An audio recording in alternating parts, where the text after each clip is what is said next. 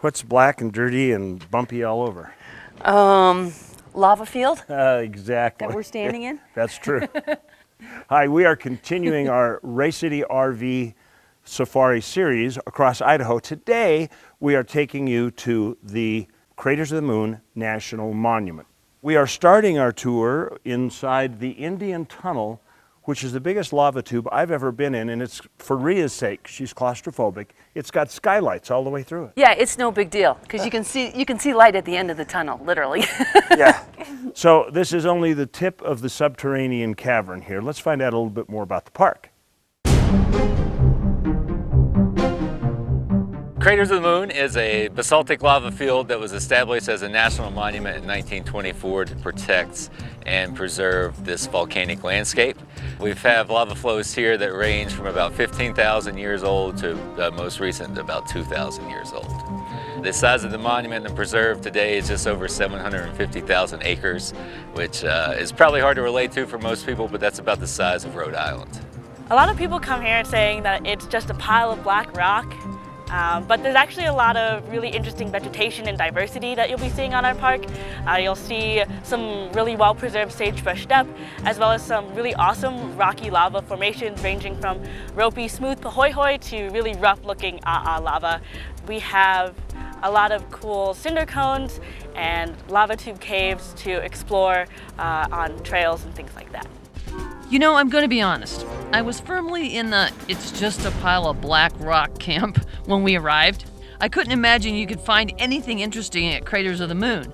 But I was proven way wrong, almost immediately. From the moment you arrive, you actually feel like you've been transported to another world. Well, basically, how all of this lava got here is about 16 million years ago, a volcanic hotspot started moving east below the crust of the Earth, erupting from time to time and smoothing out what we know today as the Snake River Valley.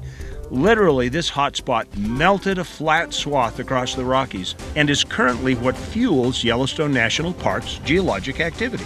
But not all the history here is prehistoric. During the space race of the 60s and the early 70s, Craters of the Moon actually became a real-life astronaut research facility.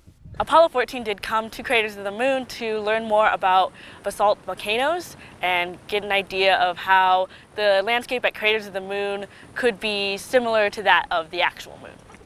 Well, we decided to follow in the footsteps of NASA and do a little exploring, which was eye-opening to say the least.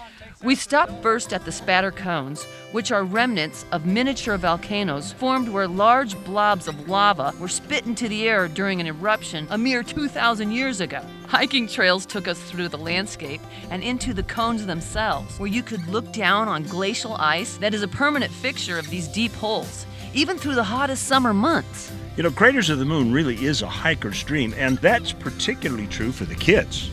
Once we made our way down into the Indian Tunnel, it was free rein for climbing and exploring, of which they took full advantage. Now, some of the areas are open for cross-country excursions, while others are not, so you'll want to be familiar with where you're going so you don't get off the trail in dangerous spots. Stay on the paths unless posted otherwise. And while you're out here, there's so much to learn. Once you have a good idea of the history of the area, your experience becomes even richer. The thing I enjoy most about being a ranger is being able to teach and see people learn in a national park.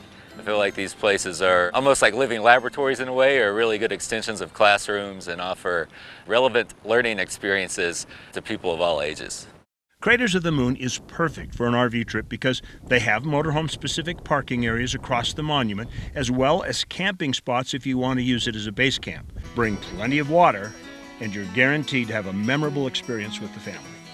There's a lot of really cool experiences that you can have that are truly out of this world landscapes. You're not going to find lava that's this wild, I suppose, just on a regular drive. So coming to Craters of the Moon to really understand this landscape is well worth it.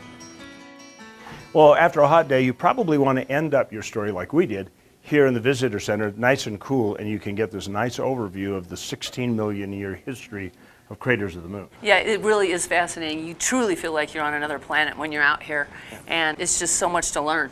Well, we are done with our Ray City RV Safari story for today, but not with the series. We'll be back next week with another part of the tales of our adventures, crazy as they may be. Adventures around every bend, as we say. That's true. We're going to take a commercial break. We'll be back with more of today's At Your Leisure.